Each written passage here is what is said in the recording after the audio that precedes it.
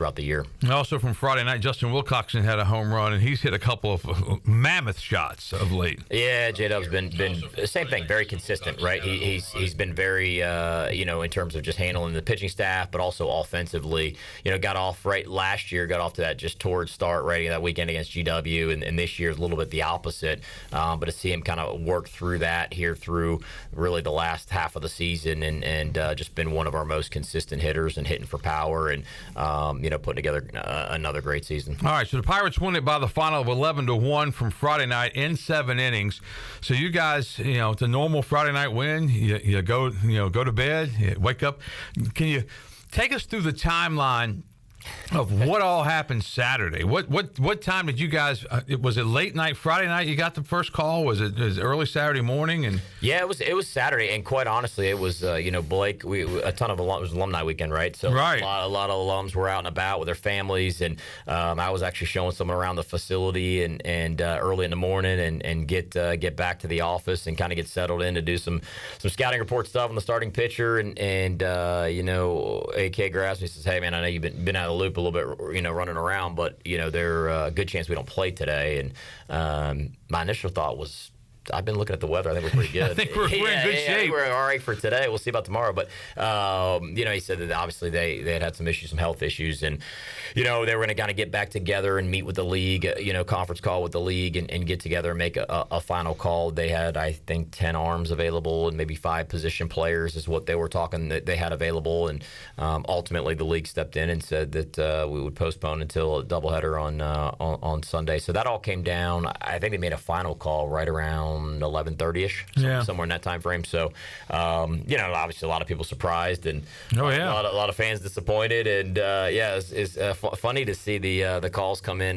Blake, our director of operations, he got a bunch of text messages of some unhappy folks, and he's like, "Look, nobody it's all wants Blake's to play more." fault. Yeah, that's right. Nobody wants to play more than we do. So, I can assure you, however you feel like this negatively impacted you all, we all wanted to be out there on Saturday afternoon, no question. I was just wondering, as far as the timeline goes, like does USF, the coaches figure out who they've got available? They call the league. How much was East Carolina involved in that? I mean, were there any other options available besides, not playing Saturday and then playing a doubleheader Sunday? Why do you play 7 innings the second game Sunday? And what really threw a monkey wrench in the whole thing is you get the long rain delay. So not only is it a long day of baseball, it gets added because you do. And we all know in baseball, just ask Cliff about the weather one time, but we all know in baseball you can get a rain out. You can get rain delays, but you usually don't get sick delays or sick rain outs, sick outs. That's right. Yeah, and it was the I think USF reaches out to the league and fills them in on the situation. Obviously contacts us, and their coaching staff is they're really good guys, and I think they understood this wasn't something that they knew this wasn't going to go over great. Right. But you put yourself in their shoes. They also have to, when they're on a road trip and you're away from home and you have a roster or a team that you're responsible for, right? You also got to take into consideration their health, right? And you got to look into that situation and make sure those guys are taken care of. So I think those guys were kind of caught in between a little bit, and their staff was great. Felt bad about the situation, and but at the same time, right? I think they reach out to their administration and say, "Hey, listen, this is the scenario. How do you want to go about this?" And then the league office gets involved, and really, I think from an East Carolina standpoint, right?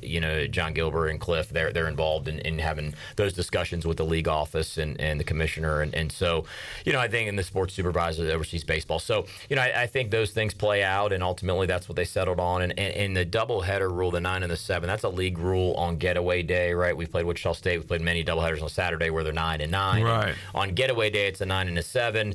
And really it's usually a 7 and a 9, right? To make sure that you get that second game in. So it's supposed to be structured a 7 and a 9 under the circumstances and the fact that there was a chance of some weather and some different things, right? Ultimately, I think from our perspective, we wanted to make sure in case we only got one game in, we wanted that to be a 9-inning game, right? To have the best opportunity we felt like to just play a normal baseball game. Right. And so ultimately, that's how that all played out. Okay. So they've got food poisoning. I think one of the great lines, I think, we won't say what we've heard where they got the food poisoning from, but one of the great lines was when you guys asked the coaches, it said, hey, did any of you guys get sick? And they said, no, we all went to Sam Jones. That's right. Heck, we all know they're fresh over there now. They just killed the hog, so that's all good stuff.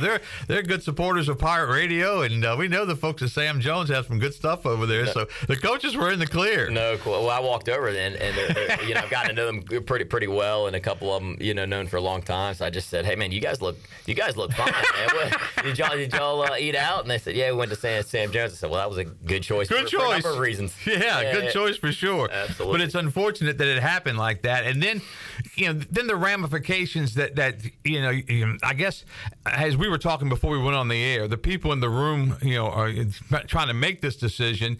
They decide on the doubleheader. They don't look at the next week's schedule. They don't look at what you've got coming up. They don't, and the fact that you guys have a couple of injuries in the pitching department right now doesn't help things either.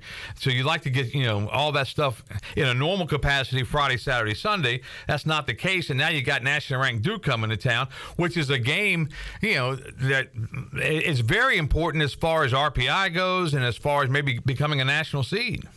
Yeah, I think. I mean, every game's important. You're right. And every single game's important, but there are certain games, RPI opportunities, whether it's good or bad, right, that can affect you, in a positive or a negative way. And the beauty of it is that we've, the guys, and we've played ourselves into a situation where that is the case, right? And so, yeah, when decisions like that get made, I think, right, if you're making them from the office, you're taking into consideration certain things. On the back burner is how all the impacts this is going to have throughout the next several days. Right. And when you talk about bringing bullpen arms back and different things, and when you play that doubleheader on a Sunday, it certainly impacts the games coming up, and especially if you're going to play Tuesday instead of a Wednesday, right? It impacts things. So all of those are factors, and certainly not the ideal way to draw this thing up here going into the week ahead, but part of it, and you got to make adjustments, and guys got to step up, and look forward to seeing some of the guys do that. And don't get us wrong, we all know, because many of us have had food poisoning or been around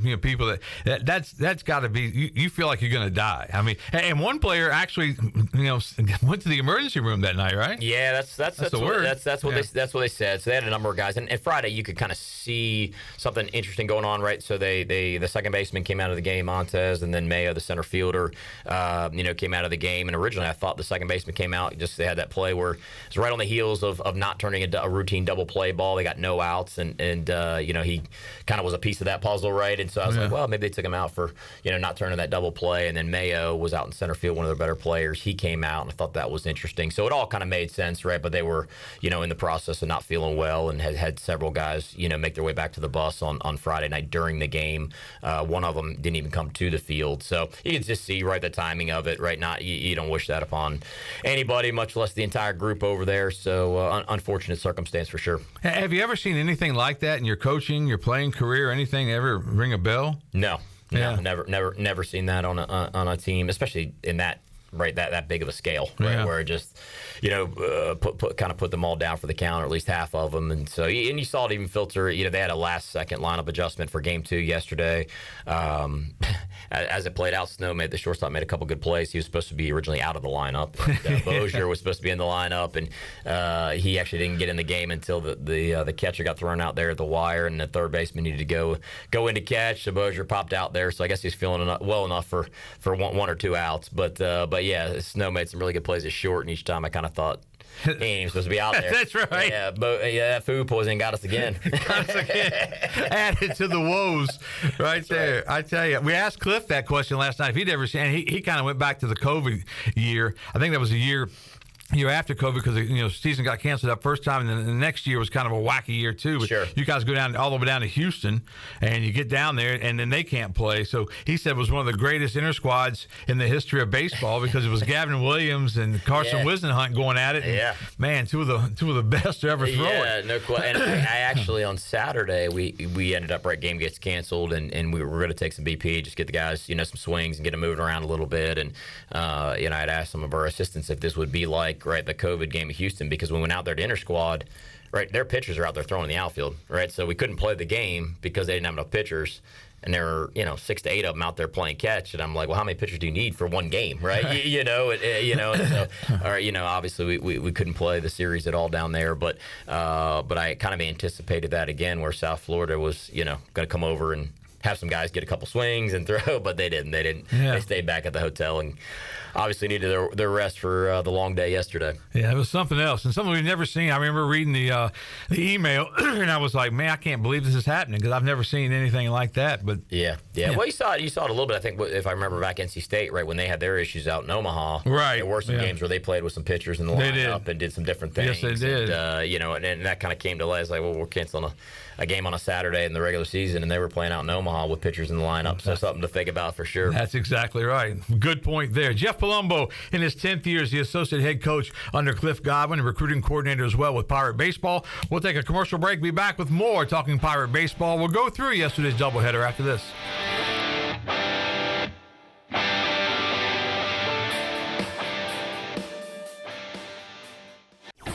This is a Pirate Radio Sports Break presented by Ron Ayers Motorsports, Highway 11 north of the airport in Greenville. In the minor leagues over the weekend, Connor Norby was busy on Friday. He went 1 for 4. And then on Sunday, he was 1 for 3, hitting his 50th double as a member of the Norfolk Tides. On Friday, Josh Moylan went 1 for 4 for Hudson Valley. And Zach Agnos picked up his 4th save of the season Friday for the Spokane Indians. He went an inning and 2/3, did not allow a hit, and struck out 2. This has been a Pirate Radio Sports Break. I'm Shirley Rhodes. East Coast Grading and Utilities is your source for clearing, hauling dirt, and concrete work. East Coast Grading and Utilities handles all sewer and water issues as well. I'm David Vaughn. Whether putting in a new subdivision or helping you with any and all of your drainage problems, I can get the job done. Call me at 531-7494. No job is too big or too small. East Coast Grading and Utilities. Friends helping friends. 531-7494 for East Coast Grading and Utilities. Yard Gnomes Baseball is here. The Greenville Yard Gnomes offer summer fun with your family and friends at an affordable price. Catch every game at historic Guy Smith Stadium and enjoy great food from area food trucks, cold beverages, and exciting baseball action. Single game tickets start as low as $10 and mini plans as low as $48. Visit yardgnomesbaseball.com to get your tickets and Yard Gnome swag. Come out and hang with your Gnomies this summer with the Greenville Yard Gnomes. Are you tired of the same old fast food routine? Shake things up for lunch and dinner at Clean Eats Cafe. We've cracked the code to make healthy dining tasty and affordable. Whether it's a power lunch or a family dinner, we've got you covered. Sit down in our cafe for a brainstorming session or catch up with friends. Even stop in after a workout for protein smoothies or a protein iced coffee. Our atmosphere is welcoming and our food is fresh. All for about the same price as fast food. It's time to ditch the drive-thru and feast on flavor at Clean Eats Cafe, Red Banks Road in Arlington Village. The Angus Grill is your premier spot for the best burgers, cheesesteaks, and brisket sandwiches around. Join us for our unmatched variety of burger combinations, from the mushroom bacon Swiss burger to the jalapeno popper burger to the original Angus classic. Pair that burger with our amazing onion rings, tots, fries, or sweet potato fries. Angus Grill, with 4 amazing locations in eastern North Carolina, including Winterville near Pitt Community College, on Jarvis Street in uptown Greenville, and on Statensburg Road near the hospital. It's the best burger around, guaranteed. It's time to think about our moms and our graduates. Hi, it's Rhonda from Russell's Clothing in downtown Washington, and we have just what you need to celebrate them both. With a great selection of beautiful spring apparel and new jewelry additions, moms are sure to feel special. If you can't decide, a gift certificate always works. Make it easy and shop Russell's downtown Washington, where selection, service, and free signature gift wrap is all about you, our pirate friends and customers. Pirate Radio. We're not no punks. The voice of the Pirate Nation. You're listening to The Brian Bailey Show, powered by Greenville Utilities. Community owned, community powered. Now, back to the show. All right, welcome back to our show as we continue on. Jeff Palumbo, associate head coach under Cliff Godwin with this Pirate baseball team. East Carolina at 37-9, 16-5 in the American Athletic Conference, 23-3 the record in home games this year. And the Pirates have a 3-game lead with 6 to play as far as conference goes. So you guys are in pretty good shape as far as that goes, as far as the American regular season crown. Yeah, obviously that's one of our goals, right? Is to win that regular season, and that's always, in my opinion, that's one of. I just think it's really neat to win the regular season, right? I mean, it's a long-term goal right throughout the season. So I know the tournament's a big one, especially if you're trying to get a bid in the NCAA's, right? For teams that aren't in at-large contention. But to me, the regular season says a lot about the body of work that you've been able to put really together all throughout, right? Recruiting when you envision the team and carrying into the fall and getting the team where you want it to be and buying into the culture and everything that we do. So to me, that's a lot to be proud of. And obviously we're 3 games up and we don't have the tiebreaker with UTSA. Right. So really it's, in my mind, we're 2 games up and we need to, continue to move forward. And like we talked about, every game's important, but go down to Tulane here, once we get through the game with Duke and take care of business. You look at it back in the day, as I was growing up as a kid, the ACC tournament, that's the only winner that would go to the NCAA. So the tournament was the big deal. Sure. But it makes more sense that the regular season should be the bigger deal. And I think that's what, after a while they said, okay, the ACC champ, regular season, and the tournament champ goes in as an automatic qualifier. And they talked about that. And the tournament, I think, is still the automatic one. But once you win the conference, you get a chance to go. But really, that's your whole body of work. For sure. Yeah, I mean, to me, it makes more sense, right, that the regular season. Yeah. It makes for more entertainment, right, as you get into that last week of conference tournaments, to not have it in that way. So it's an interesting discussion point for sure. But to me, to go out and win the regular season, it says a lot about what you've been able to accomplish as a staff and as a team and as a program. So you guys get ready to play 2 coming up on Sunday after the problems with Saturday and the food poisoning. And so Ethan Norby goes to the mound and he gets the start for East Carolina. And this was a really good baseball game because South Florida, they got jumped out a little bit. You guys came back, bounced back, and you guys took control late. But it was really a good baseball game. It was. South Florida's really talented. I was telling somebody after Friday, you almost need to just throw Friday out the window because when Trey pitches, it just challenges the offense on the other side so much. And you can just see it. I mean, you just see it the second we score 2-3 runs.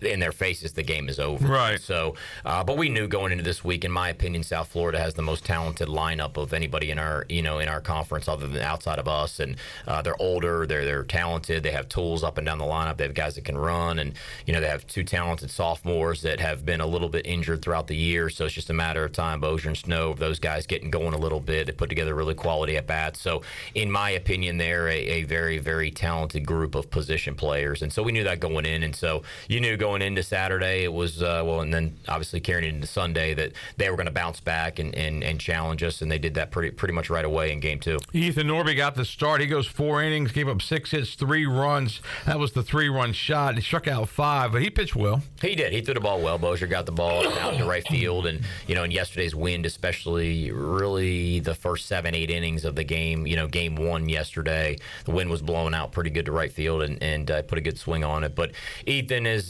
done a really nice job. He's come in, he's solidified our really in that swing role of the bullpen and pitching big innings for us. We need a spot start. He's gone into it. So obviously, right as we talked about, Trey carrying innings on Friday night has been huge. Ethan has been tremendous, in my opinion, of just giving us consistency with us knowing what we're going to get, right? And he's gone out there, he's pitched well, he's been effective in both of those roles. It really doesn't matter if it's something we need him to carry some innings or it's something that we need him to go get 3 really big outs with a game on the line. He's been able to go out there and do it, which shows a lot of maturity as a freshman. That was the next line I was going to say. He seems like he's a lot more mature than a typical freshman. It's really interesting to me, and it's something that obviously Ethan's talented, and he's done a great job and had a lot of success in the fall, and then hit a little bit of in the preseason, in the early part of the spring, faced some adversity, got challenged a little bit, looked a little bit passive at times, and maybe second guessing it a little bit at this level, and he's bounced back and did a really, really nice job. But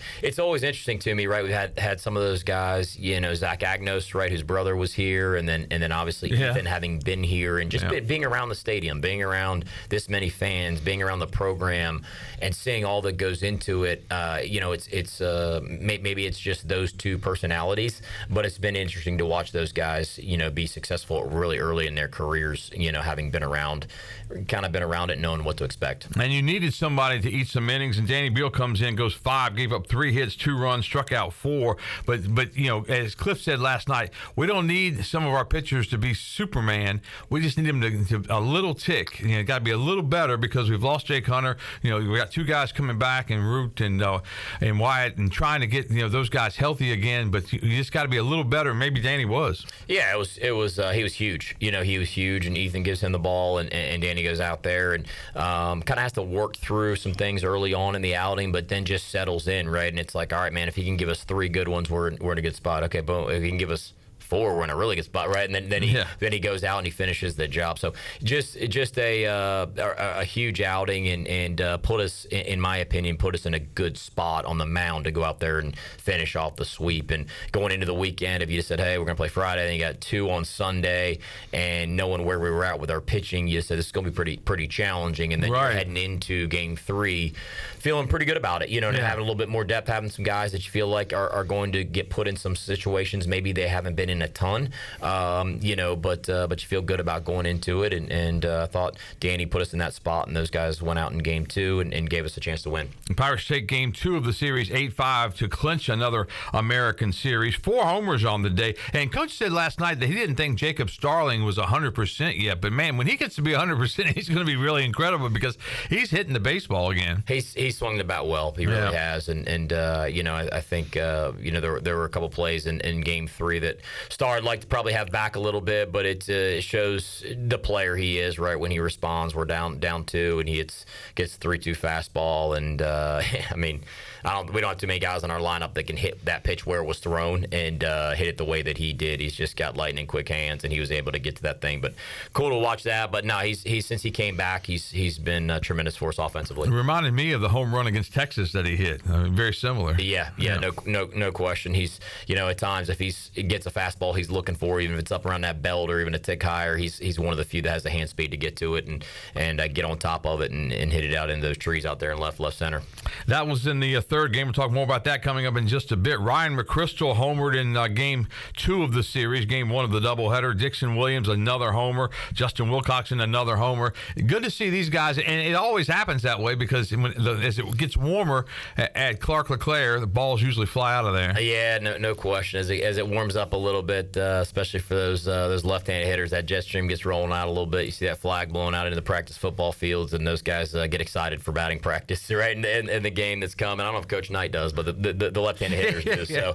So, but no, those guys got going a little bit, and really provided a huge spark, obviously, for us there in Game 2. I think it was Dixon's homer. I think that was in the Friday night game where he hit it about 1,000 feet up in the air. Yeah. And I think it just blew out. Because he hit it, I thought, that's a pop-up in the infield almost. It didn't look like it was hit that hard, but he just flew out. There were a couple balls like that, and I think they're, Puckett, their first baseman, was kind of in and out of the lineup all weekend. He put one, he swung straight up, and obviously JC went back and made a tremendous catch that I thought changed the momentum a little bit, of that game. So as Coach told the guys after, if we don't make that play, that game's probably a little bit different. But I thought that ball was a routine fly ball to right field off the bat, and just kind of kept going and going and going. So, but part of it when the wind's blowing, and I like that. You get some balls that carry out to right, no question. All right, so the Pirates win Game 2 of the series 8-5, setting up Game 3 was supposed to be 45 minutes after the completion of the first game of the doubleheader. The weather was coming in. Take us through what the talk was there as far as what to do with the weather. Yeah, I mean the weather, and actually throughout, right, as I'm coaching first, the weather's coming, kind of. You can see it. The mall, right? It's out over there, Greenville Mall. You can kind of see it working our way, and you're just kind of like, man, like, I wonder how quick that's moving, right? As you're over there in the first base box. But Joey Perry's always on top of it and keeping us informed of what's going on. And then as we get into kind of bottom of the 8th, top of the 9th, I'm like, okay, we're going to finish this game for sure. And then, Joey just, the hard part is the starters, right? Especially when you're pitching thin. Right. You don't want to get those guys hot, get them rolling, get out there for an inning or two, and then all of a sudden the rain comes and now you've burnt those starting arms. Right. So I don't think either team wanted to get into that situation. So it just seemed like the right thing needed to do was to step back. Let's get a little bit of break. We're in between games. Let's see what the weather's going to do. Put the tarp on the field, and it turned out to be the right call. The rain came about an hour and a half later on, and it would have been tough if we had gotten going. So it worked out the way probably best. Joey and Coach Godwin made a good call and had a little bit of time in between for sure. Yeah, it kind of looked like it was going to be worse early, and then it kind of broke up a little bit. Yeah. And as far as looking at the radar and trying to see what it was going to do, and you could tell you're going to get some rain at some point. But I think it was a great call to get the tarp on the field and take a break for a little bit. Come back, and there wasn't a big crowd that came back because obviously it's raining. It's Sunday night. People have to go to work the next day. But the people that did come back, they were loud and they were energetic, and a lot of those people stayed for all 7 innings. Yeah, I mean, they were there. No, they're obviously incredible fan base, and those that stayed, they were obviously some of probably the more passionate ones, right? Yeah, so they were into it and certainly tried to will us right to get back into the game there and get over the hump there towards the end. But we always appreciate the support and as you mentioned earlier, I think 23-3 at home, and big credit to the fan base because they give us the energy and the enthusiasm at times to get back in some games. We come from behind a lot, and we've been in a lot of close games that we've been able to pull out. So we always appreciate that support. You mentioned Starling at second base had a couple of plays he'd like to have back, but I was going to go through those because it looked like the first one, it almost looked like the ball took a funny hop. Coach Godwin said he thought it might have hit a sprinkler head, and it looked like the umpire was kind of, shielded him a little bit. Did you see that? Yeah. So, and the ball was hit well. Right, it was hit well. Yeah, it was hit well, and I actually was talking to Joey Perry earlier today, and I said, I think I got to go back and look at it, right? But it took a funny skip to me that you don't see off of grass. Right. And I don't know if it was the moisture in the air. We have where the hose, right, comes out in the infield, right behind the mound, there's a turf cover. Right. And my gut is it kind of hit the lip and the turf, which as I told Joe, I've not seen that in 10 years, so I want to go back and watch the film, and I hadn't had a chance to talk to Starr just yet about it as well. But could have just been a normal skip off the grass. It looked like it took a little bit of a funny one to me, but Starr will tell you he still could have made the play. It would have been a tough play, but he could have still made the play, turned a double play, and it's just not something maybe you're expecting there as an infielder for that thing to shoot. Instead, you're expecting it to come off the grass a little bit differently. So, unfortunately, part of the deal. Yeah. And sometimes the ball always finds you, so later the ball finds Starling again. This time he tries to go to second and get the force there. The call is safe. I think the runner was safe. People in the stands were like, why didn't you go to first? But that's one of those split-second decisions that you have to make split second. And I was just wondering if you guys were in some kind of formation where maybe Carter was away from the bag and couldn't, maybe he just thought in his head, hey, Carter may have trouble getting back there. I got a better chance of beating the runner here. I mean, a lot of things go on, and it's like that. Yeah, we haven't had a chance to meet yet, and I'll ask Starr what his thought process is. So I can't speak for him. I think that it was just a scenario he thought he could get there, and it was a 3-2 count, 2 outs. Runners rolling, pretty good runner there at first base, and the guy that hit the ball is not a great runner. It was their catcher, and so not a great runner. And all things Starr looking back would say, hey man, I just come through that ball, throw to first base, no problem, right? And I think if he got to do it all over again, and I think sometimes that's what you try to prevent, and that's what you try to work hard so that we're in the right mindset all the time, right? But you get into those 14th, 15th innings of the day. Oh yeah. And sometimes those split-second decisions were just not really. That comes down to being a little bit more prepared on the front end of the play, right? Mm-hmm. Before this ball gets hit, man, it's 3-2, right? Everybody's screaming, we're going across, because that guy's going to get a head start, right, rolling with a 3-2 count, 2 outs. And, I think in that moment, Starr just felt like he could get there, and he's quarter of a step too late, and it's interesting, right, in baseball, because now we remember it because Butcher comes up and hits a base hit, right, and the run scores, right? If he pops out, you don't remember. Everybody forgets exactly, about it, right? But those are things as a coach that you just don't want to put yourself in that situation, because that the next hitter's a quality hitter, and this can be the play. As we tell the guys all the time, there's a handful of plays that are going to determine the baseball game, and I wish Starr would hit second the next inning when he hit that home run. Right. Sebastian got on base and it would have tied the game, but unfortunately let off and hit it into the trees. Yeah, you think about the levels of baseball. Like I think a lot of us are fans. We like the game, love the game, but we see it at level 1, maybe level 2, maybe level. Cliff would probably say I see it at level half, but at level 1.5, level 2. But you guys are down to level 5, level 6 with different things, the situations that are going on and that kind of thing. Yeah, well, I mean that's part of it, right? It's just part of the deal. But no, when those things happen, it's just there's always matchups that come up and different scenarios that play out, and it just and sometimes even players don't realize this, and they maybe often wonder why coaches get so frustrated, and it's because we have to think in terms of trying to control everything that you can control and always being prepared, because a play here or there, what they don't understand is that could mean that another bullpen arm has to go get hot. Right. And now he's not going to be quite as fresh for tomorrow. Right. And so there's just so many variables to it that people, as you mentioned, maybe don't think about all the time, and how they always impact the next thing. And so, but that's how the game works, right? That's how the game works, and that's why you try to prepare the players as much as you possibly can, and try to get them to be ready to go every single pitch. Because if you do that, and you do that better than the other team, then chances are things are going to go your way. The beauty of baseball. We'll take another commercial break right now. Jeff Palumbo live in the studio with us. Back with more on the Brian Bailey Show on this Monday after this.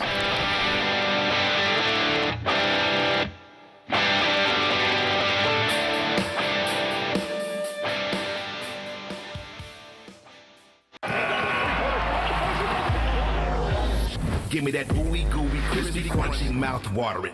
Give me that creamy, dreamy, meaty, topping, pepperoni popping. Give me that crispy, Kobe, bone, Papa John's. Better get you some. Try the trio before it's gone. Hey, Pirate fans, Papa John's is the MVP move for game day or any day. Place your order online at papajohns.com and sign up for Papa Rewards. Papa John's, better ingredients, better pizza. Go Pirates. This is your What's New update, brought to you by the new Greenville Auto World. What's new? The new Greenville Auto World has new owners, a state-of-the-art service repair facility that can help you with tires, state inspection, AC repair, and more. Greenville Auto World can work on any type of vehicle and offers great monthly oil change specials. What's new? You making a service appointment now by calling 364-8730. For award-winning service, trust Greenville Auto World, Highway 43 across from the Speedway at Bells Fork. Pirates supporting pirates. There's a common misbelief today that to make it further, you need to push yourself, that you need to give up any joy to continue your rigid routine. Or you could try another way. Take some time to enjoy life, like having a Michelob Ultra with friends, because happiness is essential to living an exceptional life. Michelob Ultra, a refreshing and balanced flavor with only 2.6 carbs and 95 calories. It's only worth it if you enjoy it. Enjoy responsibly. Michelob Ultra, proudly distributed by Carolina Eagle Distributing since 1989. Did you know that GUC's electric rates are the lowest in Pitt County? GUC's average residential electric bill using 1,000 kilowatt hours per month with load management is $21 lower than the investor-owned utilities and $34 lower than the local co-ops. In fact, GUC's average electric bills are still $10 lower than they were 10 years ago.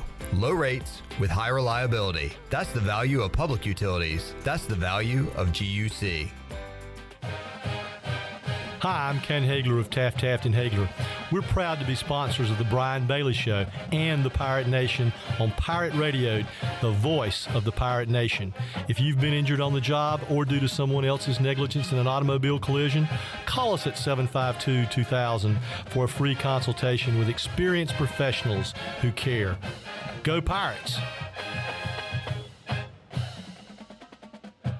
Captain Bo Brooks, what's happening at Pirate Waters Outfitters this spring? Well, we have restocked with all new apparel from Marshwear and AFCO. We got the new turtle boxes coming in, the River Rock color, and I always suggest that you cook your fish in a smithy, and the new smithy is in as well. We have a fly cave in the back with all you need to catch fish on the fly, and tie your own fly wall where we have all the accessories and products you need to tie your own flies. We are Pirate Water Outfitter on Market Street next to Breaking Bread, home of Camacho Rodwork. This is Dixon Williams from ECU Baseball, and you're listening to Pirate Radio, the voice of the Pirate Nation.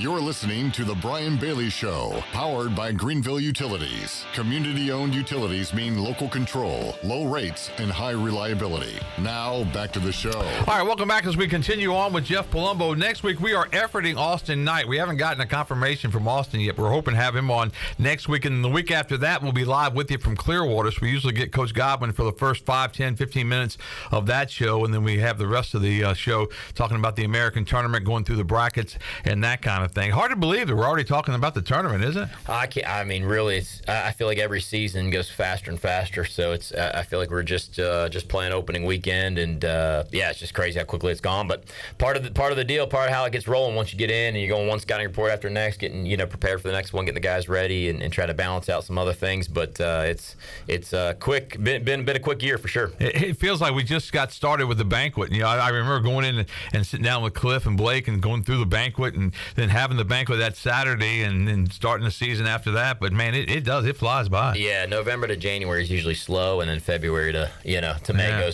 goes a little quicker for me. So part of the deal. Next up, the Duke Blue Devils. Duke comes to town 32-14. Duke also ranked nationally. I believe they were 9th, if I'm not mistaken. East Carolina was 6th this week by D1 baseball. They fell from 5 to 6 after the loss in Game 2 last night. Baseball America has East Carolina at 7, and I believe the Duke Blue Devils are at 8, or I believe they're at 9 as far as the D1 baseball poll. We'll check that out in just a bit. Anyway, 2 top 10 teams set to battle at Clark LeClaire tomorrow afternoon, and really that's just what baseball in this part of the state, and when you have them here, when State comes here, when Carolina comes here, when Duke comes here, it's just a big deal.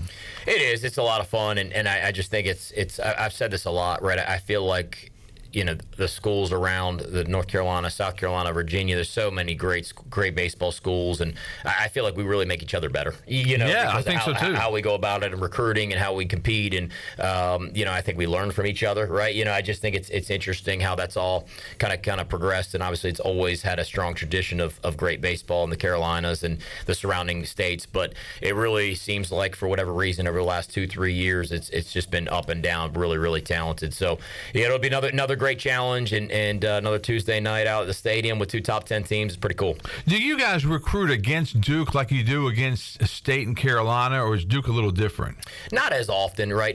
Probably not as often. We have at times for sure. It's a little bit of a they kind of get out and do a little bit more nationally. That's right? what I was thinking. Yeah, with some things academically, right, that they have restrictions on. So it challenges different challenges that they're placing recruiting than we have at times. So we have at times throughout our decade here, but maybe not quite as much as an NC State or North Carolina. Duke was out of conference play in the ACC this past weekend. Played Longwood on Sunday, so they had a doubleheader on Sunday, won 23-7 and 11-1. So they pretty much had their way with Longwood. They come to town probably with their pitching staff pretty fresh. You won't see their number 1, but you'll see some good arms, won't you? Yeah, I'm sure we probably won't see their weekend arms. I don't believe, but we'll see how they decide to go about it. But they're talented up and down. Very, very similar teams, quite honestly, when you look at it statistically, offensively, defensively on the mound, and they really go about things on the offensive side, looking to drive the baseball out of the yard, and it's kind of been their MO over the last really 7, 8, 9 years, and that's not a ton different this year. But talented group, and we'll have to go play well again to win the baseball game. And for whatever reason, East Carolina's had their way with Duke through the years. I mean, but Duke's gotten better and better. Yeah, Coach Pollard and the staff over there, they do a really, really good job. So they'll be ready to roll, and as you know, that those things really don't carry over year to year. You don't get credit for those. Yeah, absolutely. So but it'll come down to us again, showing up, playing our style of baseball, and going out there being effective, pounding the strike zone, and putting good at-bats together and executing our plan. Duke has a Pirate on the coaching staff. That's right, Eric Tyler. Yeah, their hitting coach. He does an awesome job, and just super proud of him, and just happy for him. He's found a great spot over there with Coach Pollard and the rest of the staff, and obviously putting up great numbers since he's been there. So he's clearly doing a great job, and hopefully he decides to take the night off tomorrow night. Man, how does it make you feel when you see guys like? Hope he has one bad night that's coming up tomorrow night. No question. But when put together a bad plan. When you see guys like that you've worked with and they're excelling at a similar role that you have as an assistant coach. Yeah, I mean, just like I said, Eric here, it was cool to watch his progression here as a player, right? And he worked extremely hard at it, right? And then got into doing some hitting stuff and teaching that area. And then Coach Pollard, I believe he actually coached Coach Pollard's son. Okay. Son, or maybe even two of them, and that's really where that relationship kind of developed. And Coach Pollard obviously must have liked what he was seeing out of that progression that he was having with his son, and ended up got into some discussions when he had his hitting job open up, and he's been a great fit over there, it seems like, and done a great job. So just proud of him. He's awesome, and super excited for him. What do you remember about him as a player? What comes to mind? High baseball IQ. Yeah, really high IQ, and I remember he came in as a catcher. He was here with the previous staff before we got here as a catcher, and so he caught a little bit that first year. Played some outfield for us, and did some backup catching. Travis Wright Watkins was here as kind of the mainstay back there, and really then one summer we decided to look up going into his junior year, and just felt like his feet. We needed a third baseman, and felt like he could maybe transition into that. So during that summer, we got him into taking some ground balls, and he just he's a baseball player. Yeah. And so he just adapted to the third base position, played it at a pretty good level that junior year, and then at a very, very high level defensively as a senior. So, we threw a lot of things at him, but just a baseball player. It is kind of the MO of that group of guys, right? All those guys, Charlie at second base. And they weren't the most talented guys, but they were the hardest workers, and they just adapted to their roles and loved playing for the purple and gold and playing for you, playing for Cliff, and they were a joy to watch. They were fun. And Hunter, obviously, he's still here in town. Hunter Allen. Those guys. Bryce is out on the scouting trail now. Bryce Harmon. So just Garrett's here in town, right? So just really cool, really fun group. They were not a group of players that, as you mentioned, we recruited, but we threw a lot at them, and Coach will tell you this: we challenged them probably more than any other group of players that we've had, and they adapted, they bought in, and obviously had a lot of great results. But sometimes you appreciate that even more, right? That they didn't know us, we didn't recruit them, we didn't lay this vision out for them. All of a sudden, they're just getting hit in the face with this is actually what it's going to take to win at this level, and those guys figured it out over time, which was pretty neat. I like to be a fly on the wall when you guys have one of your first coaches meeting after you see the guys. All right, what do you guys think? Say, well, we got Fred Flintstone over there. We got to put him at third base somewhere. We got to figure out what we're going to do with him and what we're going to do with this guy. And the question is what those guys back at the apartments were saying. Oh, I'm sure. That was probably more entertaining. I'm sure they got a couple of rounds from Cliff, and they were like, "Whoa, where'd this come from?" Absolutely. Yeah, that's good stuff. Jeff Palumbo joining us as we continue on. Duke comes to town coming up tomorrow. Then the Pirates hit the road to Tulane, heading to the Big Easy in New Orleans. Campbell next week at home, and then the Pirates finish it off with a 3-game series with the Rice Owls, and then the tournament down in Clearwater. And you guys take a different approach, I think, to Clearwater, because you kind of tell the guys that, look, if you get the job done, you take care of your business. We're going to give you some time to enjoy things down there. And Clearwater is one of those places that, it's a beautiful beach. It's a beautiful hotel the guys stay at. I think the guys kind of like I think they're thankful. Hey, I'm glad I played for East Carolina because we're down here. Even the ACC, and they used to play Charlotte and Durham Bull Athletic Park, and but you guys are in Clearwater, Florida, and if you went on, if my memory's correct, you went on Tuesday, you're off on Wednesday, and if you went on Thursday, you're off on Friday, and that makes for a great week as a sportscaster because you can kind of float through the week. Yeah, no doubt. Nobody's pulling harder for us than Brian. Right? Exactly. So, but no, it is, and I tell everybody, right, no matter what tournament, it's the best tournament going, and we can treat it extremely well and stay at a beautiful spot and beautiful resort, and as you said, there really aren't many tournaments where if you win, you get a day off, right? So it's just a nice touch, right? For if the guys can win and we can win, get that rest, but allow them to enjoy themselves a little bit, but enjoy the experience of, as you mentioned, a beautiful area. But it also helps with the pitching, right? And being able to bring that along a little bit slowly and map that out. So that's the biggest piece of winning that Tuesday game. Everybody loves the days off, but it really helps with your pitching. It puts you in the driver's seat for the rest of the tournament. And the only one that roots for you harder is Melissa, my wife, because she comes down on Wednesday usually. That's right. And so if you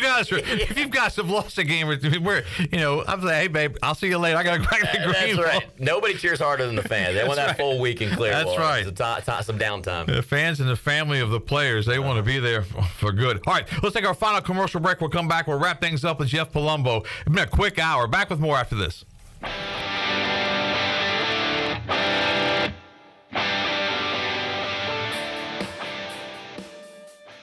Fitness, fellowship, and faith is F3 and is changing lives of men right here in your community. Just listen. My name is Tony McKee, cold cut, age 64. You can do this. I've been doing this for 9 years next month. This has been life-changing. A friend is closer than a brother. That's a scriptural thing, which is important to me because F3 has been like brothers to me, a family like I've never had before. F3ENC.com. You don't have to be great to get started, but you have to get started if you want to be great. Do you struggle with sleep issues, anxiety, or pain? Let your CBD store find you a natural solution. Your CBD store's wellness specialist will help find the right product for you. Their award-winning products are safe and tested for purity and quality. Your CBD store's unique boutique also carries THCA flower and pre-rolls, Delta gummies and seltzers, pet products, jewelry, and more. Mention this ad for 10% off your purchase. Call ahead for pickup at 999-5127. Your CBD store, open Monday through Saturday from 11 to 7, and located at 420 East Arlington Boulevard in Greenville. Go Pirates! University PC Care in Greenville and New Bern has been serving the tech repair needs of Eastern North Carolina since 2006. And as one of the only Apple-authorized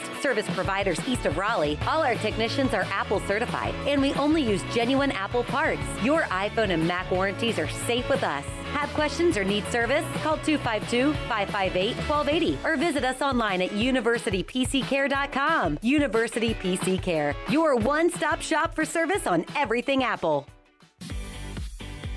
Hey Pirate Nation, be sure to have the best and comfortable shoes with a stop at Fleet Feet. This is ECU alum Chris Lunyon, owner of Fleet Feet of Greenville, and we provide solutions through one-on-one service to runners, walkers, and everyone in between. Fleet Feet has the tools and technology to get you in the right shoe, including a 3D foot scanner that measures arch height, width, and more. Come visit us at 207 East Arlington Boulevard in the old Gordon's Golf location. Fleet Feet, we run for you. Hey O's families, Oriole Park at Camden Yards is the perfect Sunday fun day for families with Kids Run the Bases presented by Wise Markets. After cheering on the O's together, stay postgame when all fans ages 4 to 14 are invited to come down to the field and run the bases like the pros. Plus check out other kids perks around the park like Kids Corner and Kids Merch. Make it a day at Camden Yards for the whole family. Learn more and buy your tickets today at Orioles.com/kids. I'm Donald Stocks, owner of PIP Marketing Signs Print. We are your one-stop shop for just about anything printed. If we're not your go-to printer, please give us a call at 355-1636. We have over 80 5-star Google reviews and want you to be our next more than satisfied and well-pleased customer. Check us out at growatpip.com or stop in to see us at 3185 Mosley Drive in Greenville. PIP, where business goes to grow. Pirate Radio, no one can outwork us. We are the voice of the Pirate Nation. You're listening to The Brian Bailey Show, powered by Greenville Utilities, working for our community, not for shareholders. Now, back to the show.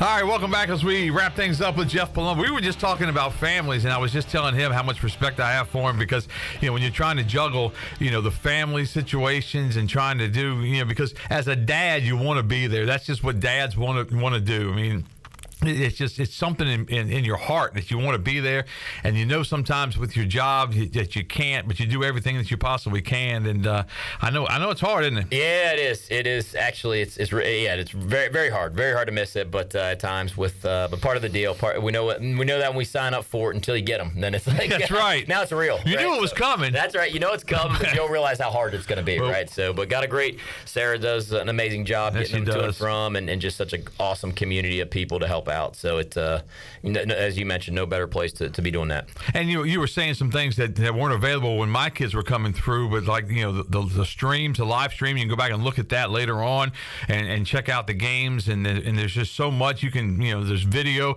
I mean, seriously, your son can go to the plate. You can get a video 5 seconds later. Yeah. In between innings, you can look at it. No and question. I mean, that's something different. Yeah, Elm Street is obviously an amazing place in general, but just have the live stream that they have going on there to be able to watch the games or go back and watch them later, or just watch it with them, right? You know what I mean? Later on, I think it helps with missing some of those things for sure. Duke comes to town coming up. Top 10 matchup between East Carolina and the Blue Devils. When you play a game like this and your pitching has been stretched because you just played a doubleheader, do the offensive guys, do the Carter Cunninghams and Jacob Starlings, in the lineup kind of look at each other and say, hey, we've really got to do our part. We got to put some runs on the board? Yeah, I mean, they certainly do. They're a very smart group of guys, older players, right? They've been around. They get it. They get the big picture. They understand where we're at with things, with some injuries and some different things. And so, I think maybe it for those guys, it just allows them to realize, hey, man, biggest thing we want to do is just be themselves, but be focused, right? Be ready to roll. We got a great plan together, execute it. And I think that's really what you've seen. I think that you've seen them embrace where we're at over the last 2-3 weeks, right, at Memphis, and really since Schenk and some of those guys have been down. Man, our offense has been, Coach Lartigue, Coach, Godwin and Pack have done an incredible job getting those guys ready to go day in and day out. And man, we put together, I don't know how many games in a row we scored, 5, 6, 7 plus runs. Oh, yeah. And those guys have been tremendous offensively. So, I don't think they need to go out and do anything outside of what they're doing. When they're focused, they're ready to roll, and we're stringing those at-bats, and all 9 guys are competing and making it hard on the pitcher. It's pretty special. And baseball, Letterman were in town over the weekend. That had to be special for everybody. It was incredible. It's always awesome to see those guys that you got a chance to just be around and coach. And those guys work so hard for us in this program, and they have such great pride in it, which is really the cool thing. That's a cool thing. To see just how immersed they still are in everything that goes on. And guys traveling back from all over the place. Nick Barber coming in from Florida, and Turner Brown coming back. And just so many guys that just was a lot of fun to see their faces, see their families, see their little ones, but just see how they're doing is definitely a special weekend. I saw Turner Brown's little one back during the Easter tournaments. He was at Tiebreakers, and he had him up there. And I saw him again at the game on Sunday. Turner Brown's Whiteville Wolfpack will probably be the 2 seed in the 2A East bracket. I don't think the brackets have been released yet. They may have, because I've been on the air for the last hour. But Green Central will be the 1, and Whiteville will be the 2. And he was talking about, hey, that'd be really special to get a chance, because Green Central has such history with Rabbit Fulgham and everything there. And Whiteville has such history, and now they have history with Turner Brown as the head coach. That's got to make you feel proud too. The guy like that. No question. Yeah, Turner's doing an incredible job with those guys, and as you mentioned, that'll be a pretty neat matchup. I'd love for those guys to match up, and obviously we got a player coming in from Green Central too, so that'll be a lot of fun it'd be a lot of fun to get a chance to watch those guys go at it. Of course, around the area, you look at teams like J.H. Rose. They'll be a high seed in the 3A ranks. Conley will be a high seed in the 4A ranks. Although Rose was the winner in the Big Carolina 3A, 4A. South Central, they'll be up there somewhere because they played tough all year long. So really the baseball around here, and it starts in the Little League. We talked about that.